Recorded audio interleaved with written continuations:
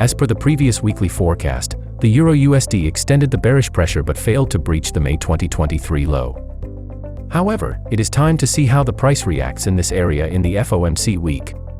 The US dollar ended the week positively against other major currencies. As a result, the EURUSD pair closed red for the 9th consecutive week. Moreover, the latest weekly close showed no sign of a bottom formation from where a bullish reversal can happen.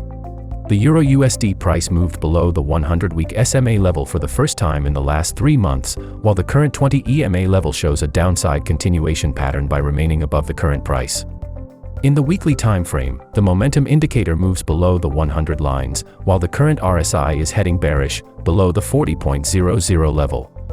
The downside continuation in the daily EURUSD price is potent as the current price is heading down while the moving averages are above the latest candlestick.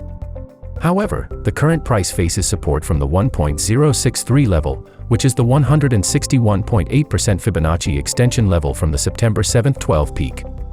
As per the current weekly EURUSD projection, a strong support level is visible at the 1.064 level, which could be the major barrier for bulls.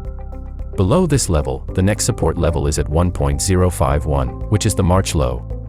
On the bullish side, a decent recovery with a daily candle close above the 1.070 level could increase the price towards the 1.082 to 1084 area.